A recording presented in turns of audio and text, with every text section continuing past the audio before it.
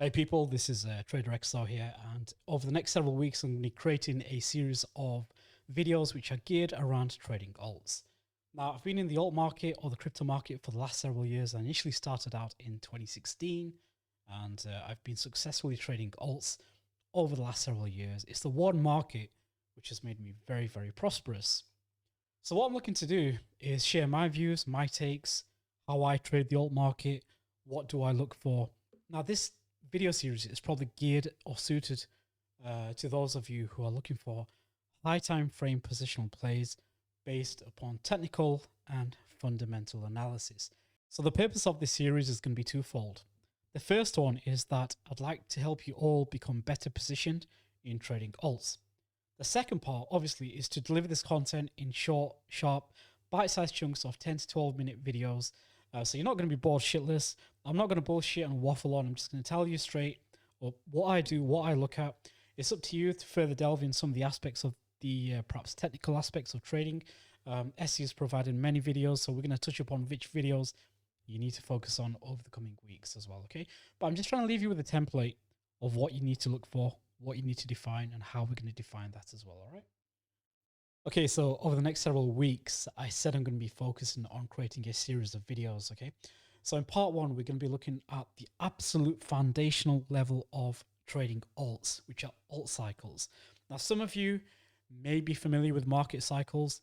It's exactly the same principle that I apply to alt cycles. We're going to focus on what I look at, which charts I focus on to ascertain the bigger picture of the environment out there in terms of trading alts, okay? In the second part is going to be something that I haven't shared openly, is my strategy for trading alts. We're going to look at how I play macro alts, what I look at there, how I play alts in a range, how to establish a range and environment versus a trading environment. And part three is going to be fundamental analysis. It's a massive part, in my opinion, if you're looking for not alts that are just going to pop 10, 20, 30, 40%. We're talking about 2x, a 3x, a 5x, a 10x. That's what we're looking at from a macro perspective. And the only way you're ever going to achieve that is by understanding the fundamentals, lining up with the technicals, and then hopefully everything comes to fruition when alts start popping off. Part four, what we're going to do is a collaboration of 1, 2, and 3. And I'm going to pick 5 top alts for 2021 and show you how I piece everything together into a case study in how you can build your own skill set in identifying quality alts and then being positioned for them over the coming year, because I do believe that 2021 will be a huge year for the market if and only if Ethereum starts running. If Ethereum doesn't run, then alts never tend to follow. So we're going to touch upon that as well, okay? For the first part of the video series, we're going to be focusing on alt cycles and understanding those cycles. Now, for some of you, this may be fairly basic, but at the end of the day, this is what sets up the foundation for me when I'm trading alts. It's all about the market cycles, it's all about market structure and price action. So we're going to keep it nice and light for part one. We're just going to look at the basics of cycles, market structures, some of the correlations which are key in terms of the crypto space, and we'll wrap up by looking at a high-level overview of trends. Trends in the sense of technical trends, such as moving averages. Market cycles. Now, it's very, very important that you understand how markets work, and a good grasp of technical analysis can help you recognize market cycles. Okay. Now, I'm assuming most of you who have been trading for some time, you're already aware of the phrase market cycle, and you've probably experienced a few in your time. Now, for those of you who haven't, I think it's very, very essential. It took me, I'd say, probably a good year or year and a half to understand what market cycles were, not just from a theoretical perspective, but from experience as well, to fully appreciate the different type of price action, the different type of emotions experienced in each cycle and in each phase as well. Now, the market cycle comprises of 4 key stages: accumulation, markup, distribution, and markdown. So markets move in 4 phases, okay? And it's important that you understand how each phase works, because you really want to benefit from the difference between floundering and flourishing. You don't really want to be chasing markets over here. You're really looking for these areas of accumulation to gain a position, and step in as part of the demand to help push price higher. Okay. Now, in the accumulation phase, essentially what you're looking for is a market that's bottomed out. You're looking for early adopters and contrarians who see an opportunity to jump in and really scoop up some discounts on a given asset. Okay. Then you've got the markup phase where there's an evident increase in volume and you know that demand is greater than supply. You've basically got a market seems to have leveled out at the bottom. It's left the accumulation range. Now, these ranges in accumulation can take weeks or months. Again, it depends on the time scale of what you're looking at on the chart. And you can see that the majority of people are jumping back into an asset at this point, and the market starts pushing up. Okay. Then you enter a phase of distribution, often an overbought phase. This is where you find a lot of late adopters, retail, people FOMOing at the top because they feel as though prices is going to continue going higher.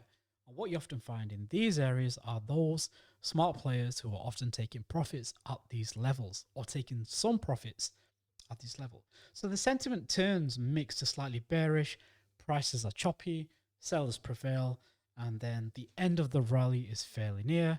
And after the distribution phase, you generally get a very aggressive sell-off, which is known as a markdown. And the markdown phase is basically people looking to sell and salvage whatever they can, while early adopters look for signs of a bottom so they can get back in, and then the cycle repeats again. Okay. So like I said, in these cycles, you're generally going to find that markets are range bound for 80% of the time. That's your accumulation and distribution. And then you've got your trending environment, which is a markup and a markdown. And it's generally the trending environment where you're going to make a good portion of your capital. Or if you really fuck up, you're going to blow up a lot of money if you're trading against the trend. So it's very, very imperative that you are able to identify and understand the various phases of a market cycle. So over the years, I've come to adopt a Wykoffian approach to trading alts. So as we touched upon in the previous section, we look at accumulation, markup, distribution, and markdown. Now, generally what you tend to find, I'm just going to go into a bit more depth here. In accumulation, you've got something known as a selling climax where price has really capitulated, users have been rinsed out of the market, and the price finds a bottom. It starts consolidating in a range. It's often a very low volume, dry, boring, dull range. You've probably experienced that with Bitcoin in 2018, 19, where price just literally sat at the 3,000 range for weeks and weeks and weeks on end. Okay. And generally what you find is once price is finished accumulating, you get this huge push out of the range, which is matched by the volume. And it's one of the reasons why I often look at volume when I'm trying to understand what price is doing. Okay. Price breaks out the range. We often find that then there's some profit taking occurring. So you're going to get your pullbacks. You're going to have low volumes of selling. You can have a lot of absorption at these levels. Effectively, what price is doing is reaccumulating in this range to look to push the market higher. Okay, market pushes higher on more volume. Eventually, we come to a market top. Now, market tops often happen in two ways. You're either going to get a really choppy, extended range up at the top at the highs. That's the point where you want to be the most cautious. You're going to find most of retail traders are very euphoric, or people are FOMOing on the top. It's often matched by a real drop in volume here. The one caveat to that is sometimes, and I've done it myself, you can confuse a distribution for a reaccumulation phase. Okay, so you've got to be careful that you actually wait for the breaking structure of price breakdown to follow markdown, and you can see the spike in volume and the selling occurs. And that's generally what you're going to find on many charts out there on various time cycles. Okay, mixture of emotions, price action matched with volume.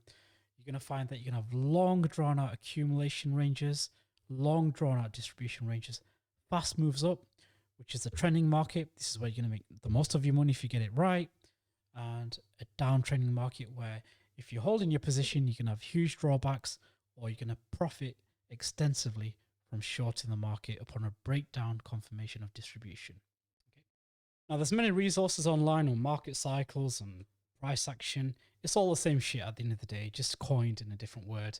So you've got the ICT Market Maker profile, which in my opinion is just a rip-off of the Wykoffian model. You've got your accumulation, markup, reaccumulation, markup, reaccumulation, and distribution up at the top. And then you've got the sell model. So as price moves up, this is your form of distribution, and you mark down again, and then you start a new cycle at the lows. The lows can be lower than the previous accumulation phase, or it could even start up higher. Okay. Now the key thing is, once you notice, market structure is king. Okay. So in a trending market that's going up, you're going to have higher highs and higher lows. So essentially, what you're looking for is a very prolonged accumulation phase, or it could be a quick view bounce. Okay. You want to see higher highs and higher lows. Now, generally, your accumulation phases are probably the best opportunity to enter the market. Price breaks out, you want to leave your stops around here and wait for price to pull back. You can potentially add to your position, or if there is a break in price back into the range, then you can cut your position and take profit. Essentially, you want to try and ride this out for as long as you possibly can into an area of distribution. Now, the same with distribution, there's many patterns that you can associate with distribution, such as double tops, triple tops. You're looking for signs of weakness. And once the market breaks from the distribution phase and starts printing lower lows and lower highs, then you probably know it's time to take profit from the trade and look for shorting opportunities. Perhaps you want to hedge your position, or you want to just sell your profits, take profit, and wait for the market to enter another phase of accumulation. Okay, so we have an example here of ADA, a classic example of an altcoin market cycle. I want you to pay attention to three things here. You've got your accumulation, you've got your trending market up, the trending market down, but look at the volume as well, okay? The volume is key to understanding what price is trying to do here. Now, initially when price sold off, capitulation, new lows, and price just stayed in a range. One of the key mistakes that people do is that they try to get into position looking for a long-term hold. You don't want to do that straight after capitulation, because trust me, price quite often ranges for quite some time before we get a push out into a new market cycle. And you can see that's reflected by the volume. Look at the volume here. Okay, huge breakout of the range compared to something here. You had a gradual, steady build-up of volume, wasn't sustainable, and price just rolled over again. Okay, so you're looking for that huge, bigger spike in volume to push out of the range. Once it's out of the range, there really shouldn't be any reason why it should be falling back, unless there's a real lack of participants in terms of demand, and thereby it's just a fake out of the range. You will also find when price pushes out of the range that you're going to get a respect in market structure. You're often going to see ascending wedges, bullish patterns playing out, and you're looking for that second spike in volume to push it higher. One thing you do not want to do is fade a breakout of a range. This is a range, breaking out, don't fade it. Range, breakout, don't fade it, because you've got the volume telling you this is generally people pushing up the market higher, okay? You come to a distribution top, you'd never know whether this is going to be a distribution or not. You have to try and understand that you want to ride the trade out for as long as possible. As soon as you see a drop off in volume, such as here, look, you've got this, it's tailing off, the dropping off in volume, you've got this spike up, drop back down in the range, base below, that's time to start taking profit and potentially looking to scale out of your long position or position play, okay?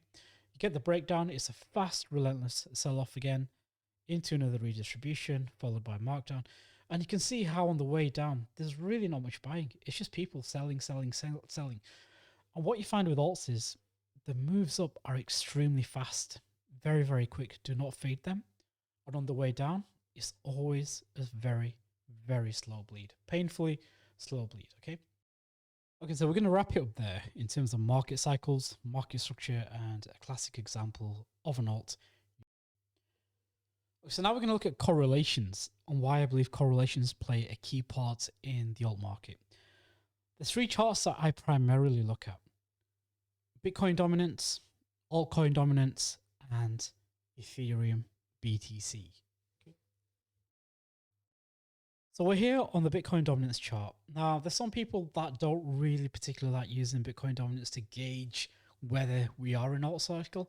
As far as I'm concerned, it's something that I've used over the last several years, so I don't give a shit what anybody else says out there. It's helped me nail some absolute tops on alt markets in getting out at the right time and really helping me lock in some profits, okay? Now, what is Bitcoin dominance? Bitcoin dominance is described as the ratio between the market cap of Bitcoin to the rest of the cryptocurrency market. Now, for many years, Bitcoin dominance was very, very high, and over the years, as more altcoins came to the market, it significantly dropped. Now, going back over the years, I think there's been four major cycles that I can recall. The first one was back in 2017, April, May. The second one, which is probably the best alt cycle I've ever experienced, was 2018, January. Ever since then, it's been an absolute nightmare trading alts. There's really not been much happening.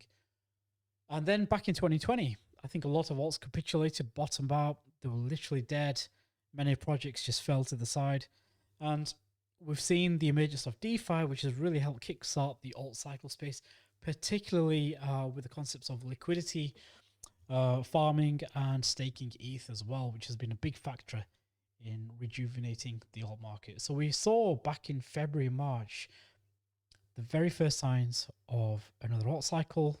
Unfortunately, COVID took precedence and literally crushed every market out there.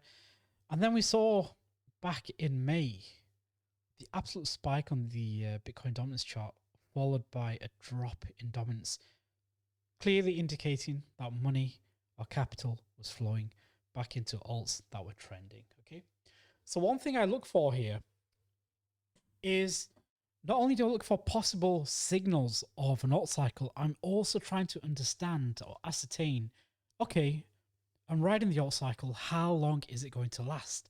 What potential dangers am I looking for? Now, at the very beginning of September, whilst many people were euphoric on alts, I clearly tweeted that I think alts are due a pullback, and that's exactly what happened. The market sold off. Many people were still very, very bullish on alts, longing them on the way down. Now, I've talked about market cycles in the early sections of this video and why you have to understand when distribution plays out, a break in market structure, that is not the time you want to be jumping right into alts on the way down, because all you're literally doing is longing dead cat bounces, and price just continuously rolls over and goes lower.